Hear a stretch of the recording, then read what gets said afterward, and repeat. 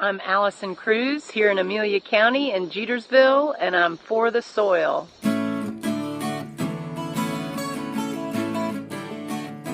Thank you, everyone, for tuning in for this episode of For the Soil, a Conversation.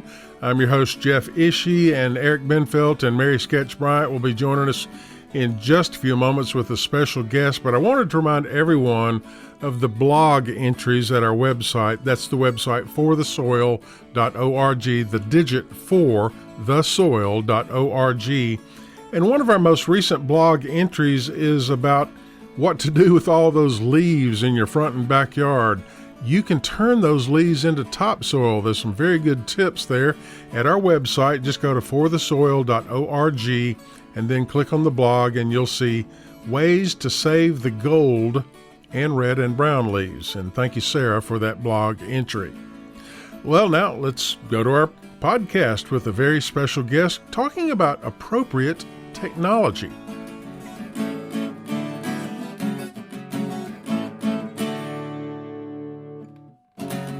It's a great pleasure to welcome everyone to this episode of For the Soil, a Conversation.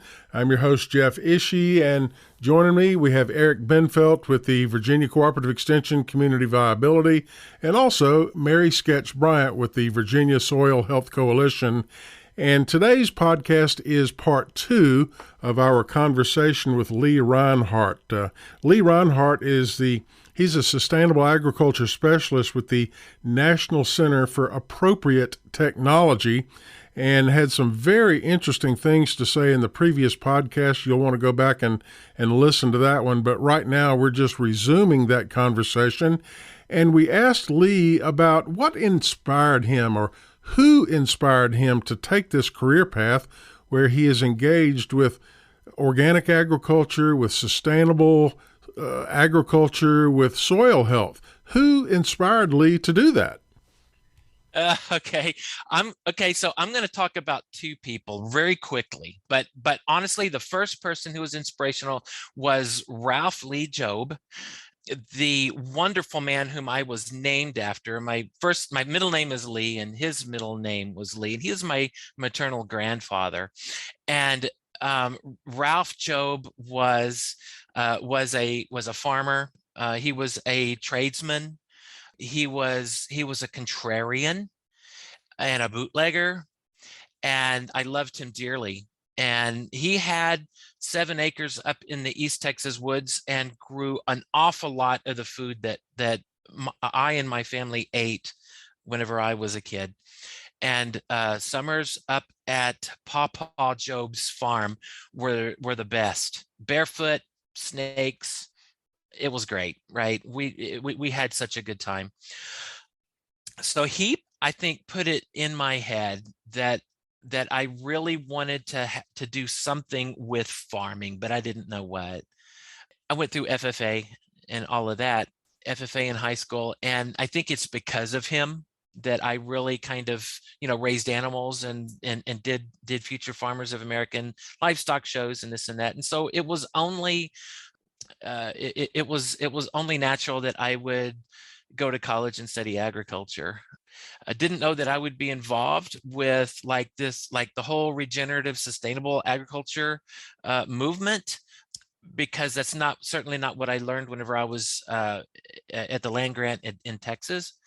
But I read Wendell Berry's Unsettling of America back in the year 2000. And after I read that book, I was shattered. I was undone. I said, this changes my paradigm completely. From now on, I am all about agriculture that is regenerative, both for the land and for the people, right? And I credit that to later in life, Wendell Berry, and earlier in life, Ralph Job. Thank you for that question. I love answering it. Well, I lied, and I do have one more question based on your comment. And this is totally unplanned, but there has been conversation in recent years about the FFA emblem. The plow is a very important part of that emblem in the FFA organization. And there's been discussion that maybe the plow should be retired. maybe there's another image that would be more representative of regenerative agriculture and not disturbing the soil. Do you have any Uh-huh. thoughts on that? Yeah, I do have some thoughts. Thank you. This is the first I've ever heard of this conversation. Um, but I do have some thoughts on it. And I say, leave the plow. I say we are bigger than that. We understand what that means. It's I when I look at because when I look at the FFA emblem and I see the plow over the corn and all of that, and the field, to me that brings up history and it brings up a certain feeling, and I'm connected with that. And I don't mind. I don't mind. Keeping that plow there, even though that plow is destructive to the soil. We still cannot live without scratching the soil a little bit. So what we remember, I think what's important is that we're not going to maximize anything. We're not going to go whole hog on any one practice here, right? We're going to optimize. I think, Eric, you said the word optimize earlier, perhaps, but optimize is what we need to do. So we're going to optimize the reduction of tillage. We want to reduce the tillage to our soils as much as possible, but we're still going to have to do some type of scratching. So I would say FFAers, keep your plow symbol, because that is a historic emblem and it's meaningful, but it doesn't mean that we're going to use a moldboard anymore and we're going to plow from fence row to fence row. What it does for me is I look back and I say, wow, I had such a cool time in high school, going to livestock shows, and that emblem kind of brings it all back to me. Thank you for asking that question too. Well, thank you, Lee. And yet, we talk about history, and you read different books and you hear about the dust storms that people experienced in the 1930s, and yet I've had some farmer friends in South Dakota and other areas where significant cloud storms, dust storms, and I think the point that you made too on this, when we talk about regenerative agriculture, sustainable agriculture, the idea that it's a journey and not a destination. And I think the importance of continually learning, and I'd like to hear what you think about the idea of the journey in farming and journey in conservation. Yeah, thank you. Well, I first of all, I'm kind of like a generalist in a big picture, 30,000 foot view type person. A lot of times people have to call me back down to the ground so I can pay attention to details. And that's why I work so well with teams, right? But so whenever you say journey, I that really resonates with me. And my journey, through agriculture walks a path, and the path comes over to where you and I, Eric, can lock arms for a while and travel that path together, right? And then who knows where it's going to go. But I think the idea of the journey is such a human thing that it really resonates with us. I don't know if I'm exactly going where you are, answering your question exactly like you are expecting, Eric, but to me, it's about a story, right? It's about telling my story. And whenever I'm talking to other farmers, I want to hear their story. And it's those stories, I think, which is why peer-to-peer learning is so hot right now.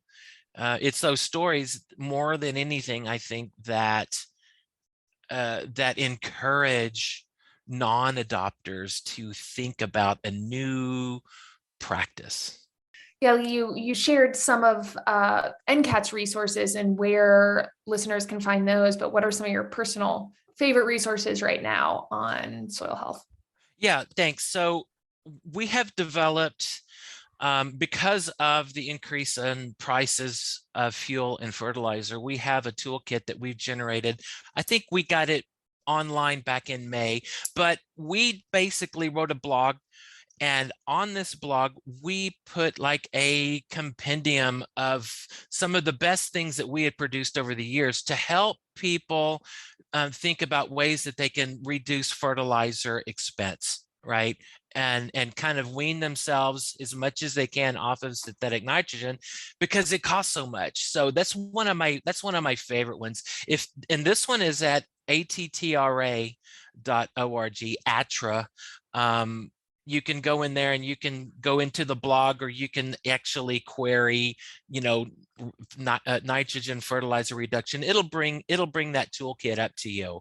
And it's a really great resource looking at cover crops and compost and manures and, alternative soil amendments and rotations and diversity, and just ways that we know that could help people, help farmers to reduce nitrogen. That's one of my favorites, I think, right now.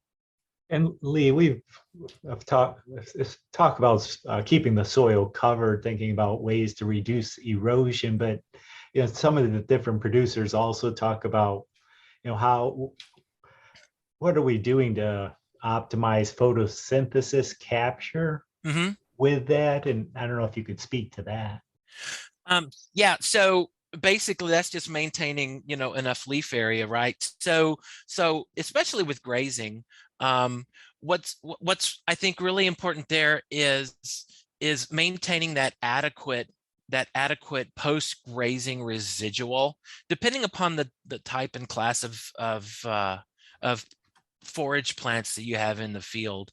Native warm season perennials are gonna, because by the very nature of their bunch grass growth structure, they're going to have to be grazed a lot higher, right?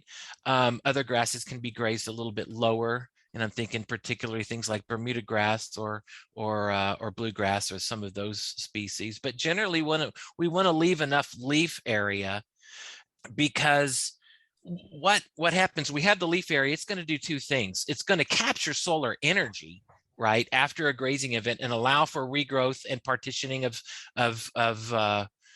carbohydrate, into the roots in order to build it back up so that it can be ready for the winter.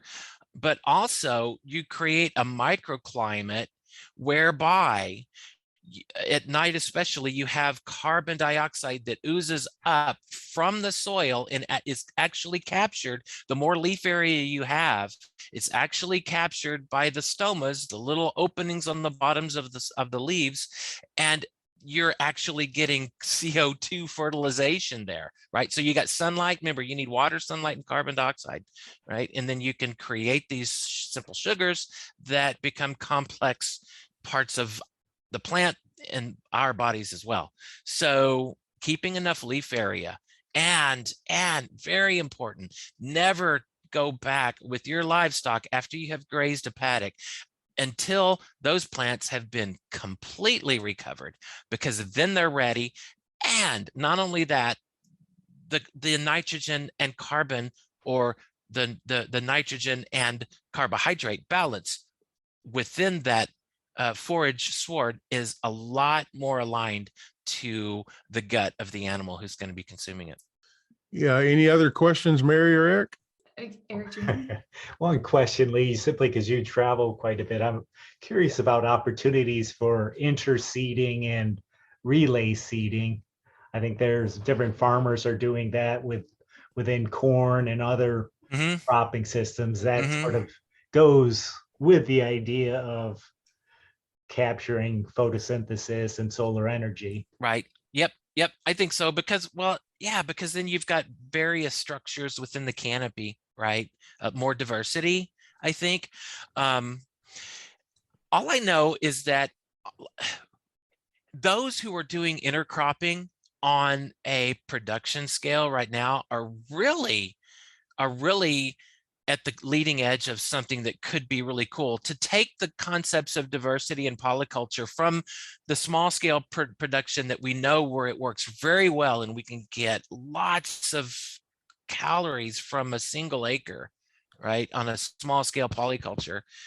We don't know how to do it as readily on large scales. We can see yield reductions. Sometimes we see yield increases. Why is that happening? There's a lot we don't know. So I think intercropping, although it's been around a long time, it's still something that is just so regionally significant. There's regional strengths and regional barriers, I think, to those types of systems. And I would like to learn a lot more about how to make those polycultures more appropriate for cropping at scale. Our time is coming to a close. And once again, we've been talking with Lee Rinehart, Sustainable Agriculture Specialist with the National Center for Appropriate Technology. Lee, where can people learn more about your organization, about projects you're involved with? Yeah, great. Thank you. I really appreciate that, Jeff. And, we've got several websites, but probably the best one to go to is soilforwater.org. It's all one word, soilforwater, F-O-R, water.org. That is a really good portal. From there, you can learn about the Soil for Water project. You can see the networking in the forum that we have. You can join the forum where you can actually participate in conversations with other practitioners and gardeners and farmers and ranchers all across the country who are doing work to keep water in the soil. And then also you can reach out from there and you can look at the National Center for Appropriate Technology, which is the overall organization that runs these programs, and our flagship ATTRA Sustainable Agriculture Technical Assistance Project as well. That's been kind of running since the 80s. A lot of people know us for our ATTRA program, where we actually used to take phone calls and talk to people and then put together a packet of print information and snail mail it to you. So that's kind of where we started. And now it's all email and videos and podcasts and things like that. So times have changed. Well, thank you so much for being a guest on our program. Mary, Eric, and Lee, thank you for being on this episode of For the Soil Conversation. Awesome. Thanks for having me. Thank you, Lee.